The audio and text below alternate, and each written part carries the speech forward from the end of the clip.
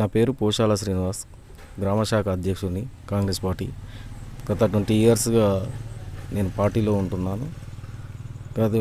అంతకుముందు గ్రామశాఖ చేశా, మధ్యలో అబ్బాయికి మళ్ళీ బై ఎలక్షన్లు అప్పుడు చేసాం, మళ్ళీ తర్వాత మధ్యలో అబ్బాయికి ఇచ్చేసాము, మళ్ళీ తర్వాత ఇప్పుడు మళ్ళీ గ్రామశాఖ తీసుకున్నాను. కొంచెం గట్టిగా మాట్లాడండి.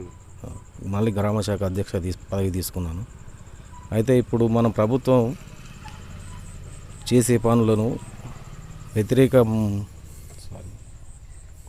ఏమేం చేశారో చెప్పండి. ప్రభుత్వం వచ్చాక రుణమాఫీ అయింది, 2 లక్షల రుణమాఫీ అయింది, రైతుకు భరోసా పడ్డది, ఇందిరమ్మ ఇండ్లు వచ్చినవి, రేషన్ కార్డు వచ్చినవి, ఉచిత కరెంటు వచ్చింది, మహిళలకు ఫ్రీ బస్సు వచ్చింది, గృహజ్యోతి పథకం వచ్చింది. ఈ ప్రతిపక్షం వాళ్ళు ఏది ఇవ్వలే 6 గ్యారెంటీలు అని ఊకే గగ్గోల పడుచుడు తప్ప చేసే పనులు చూసి మాట్లాడాలి.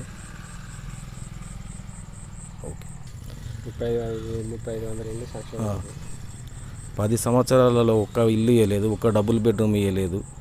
ఇప్పుడు వచ్చి 18 నెలల నుంచి ఇందిరమ్మ ఇండ్లు ప్రతి విలేజ్కి 20 నుంచి 25, ఒక నియోజకవర్గానికి 3500 ఇండ్లు ఇచ్చాం. అయినా ఏమీ పని చేయలేదు, ఏమీ చేయలేదు అని అట్టిగా గగ్గోలపరచుడు తప్ప, ప్రభుత్వాన్ని నిందించుడు తప్ప, మీరు చేసిన పని చెప్పి మీరు మాట్లాడాలి. అంతే తప్ప అట్టిగా ప్రభుత్వం మీద బట్టగాల్చి మీదేసుడు ఇవన్నీ చేయొద్దు. గత ప్రభుత్వం చేసే వాగ్దానాలు ఏవి నెరవేర్చలేదు. గత ప్రభుత్వం చేసే వాగ్దానాలు ₹1,00,000 రుణమాఫీ అని కూడా చేయలేదు. ₹1,00,000 రుణమాఫీ 10 సంవత్సరాల వరకు కూడా చేయలేదు. ఇక్కడ ఈటల రాజేందర్ అనే వ్యక్తి గత 20 సంవత్సరాల నుంచి ఇక్కడ ఉండి కనీసం ఒక ఊరికి ఒక డబుల్ బెడ్రూమ్ కూడా తీసుకురాలేదు. ఇక్కడికి నాది నియోజకవర్గం, నాది అని చెప్పుకుంటాడు తప్ప ఇదివరకు ఇక్కడికి ఏ ఊళ్ళో ఈటల రాజేందర్ గారు డబుల్ బెడ్రూమ్లు ఇచ్చారో చెప్పాలి, చెప్పినాక మాట్లాడాలి. అంతే తప్ప నియోజకవర్గంలో ఏ అభివృద్ధి చేసిండో చెప్పి మాట్లాడిన తర్వాత మనకు కేసీఆర్ ప్రభుత్వం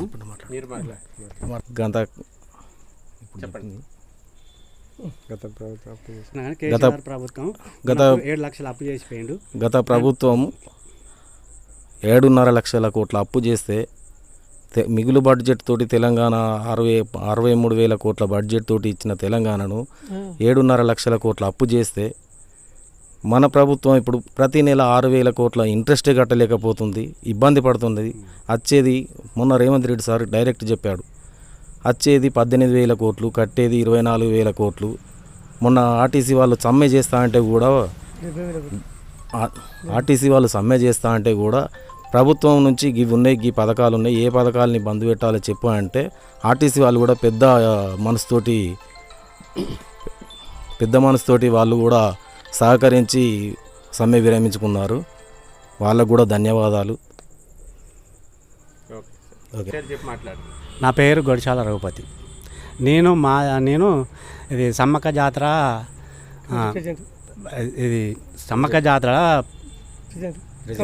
కమిటీ ప్రెసిడెంట్గా పనిచేసిన పోయినసారి. అప్పటి నుండి నేను ఇప్పటి వరకు కూడా కంటిన్యూ చేస్తాను. మాకు కాంగ్రెస్ ప్రభుత్వం వచ్చిన నుండి చాలా పనులు జరుగుతున్నాయి. మేము ఇక్కడ సీసీ రోడ్లు కూడా పోసినాం ఒక 4 దిక్కుల. ఇప్పుడు ఏదైనా మనకు 2 లక్షల లోపు రుణమాఫీ అయింది. రైతు వేదిక రైతులకు రైతు భరోసాలు వాడుతున్నాయి, అన్నీ వాడుతున్నాయి. కాకపోతే మన పోయిన ప్రభుత్వం అన్నీ విమర్శిస్తాను. వాళ్ళు విమర్శించిన ప్రకారం వాళ్ళు చేసిన అప్పులే మనకు మిత్తి కట్టలేకపోతున్నాం. వాళ్ళు 7 లక్షల రూపాయల అప్పు చేస్తే మనం 70,000 రూపాయల అప్పు మిత్తి కట్టుకుంటూ పోతున్నాం. ఇట్లా ఆ రకంగా మనం ఎంత చేసినా కానీ మన ప్రభుత్వం. మరి త్వరలో స్థానిక సంస్థల ఎన్నికలు రాబోతా ఉన్నాయి. మరి కాంగ్రెస్ గవర్నమెంట్ ఇచ్చిన హామీల్లో 90% అమలు చేసింది అంటున్నారు. మరి ప్రజలు ఏ విధంగా ఉన్నారు? రేపు వచ్చే ఎన్నికల్లో ప్రజలు ఎవరికి మెజార్టీ ఇస్తారు? ప్రజలు ఇప్పుడు పోయిన గవర్నమెంటే మనకు లాస్ చేసిపోయింది కదా, అందుకే ప్రజలు కూడా వాళ్ళకు సానుభూతి ఉన్నది గవర్నమెంట్. ఎందుకంటే ఇప్పుడు మన కాంగ్రెస్ ప్రభుత్వం వచ్చిన నుండి మనకు మేలు చేస్తాను. అందరికీ ఇల్లు ఇస్తాను.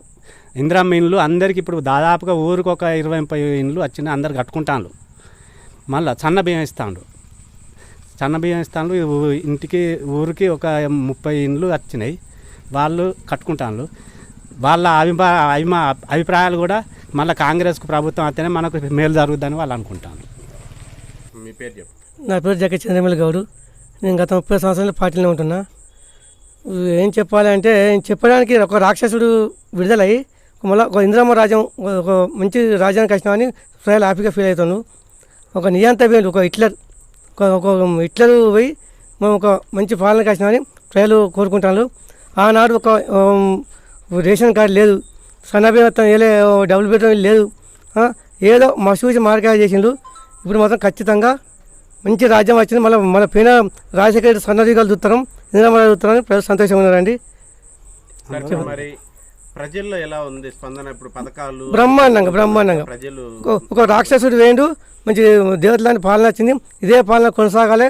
కడుపు అన్నం తింటున్నాం, కట్టుకోవడానికి కూడు నిగడా కూడు, కరెంటు కానీ, బస్సు కానీ, ప్లస్ రుణమాఫీ కానీ, అన్ని పథకాలు, గ్యాస్ కానీ, ఒకటి ఉన్నది ఒకటి లేదనుకుంటే ఒక్కొక్కటి అప్పుల తెలంగాణ మన మిగులు బడ్జెట్ తెలంగాణ అయితే అప్పుల తెలంగాణ కాళేశ్వరం కూలేశ్వరం చేసి అప్పులు పెట్టి ఇచ్చినా కానీ ఓటుని కూడా చదువుకుంటూ వచ్చే మా రేవంత్ రెడ్డి గారు కూడా చాలా ధన్యవాదాలు చెప్తాను ప్రజలు. మళ్ళీ వారిని ఇంకా 10 సంవత్సరాల దాకా వారిని కాంగ్రెస్ ప్రభుత్వం రావాలని కోరుకుంటున్నారు. Thank you.